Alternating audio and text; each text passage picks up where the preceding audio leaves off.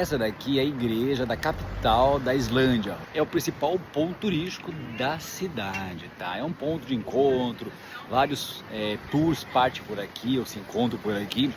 E o interessante também que pode ver que a estrutura dela é de concreto, né? Tem outras estruturas de outros prédios na cidade que também tem esse estilo também arquitetônico. O interessante também é que ela demorou 40 anos para ser construída, né? Perto de outras catedrais pelo mundo, até por um tempo praticamente razoável, né? Vou mostrar para vocês lá dentro como que ela é e queria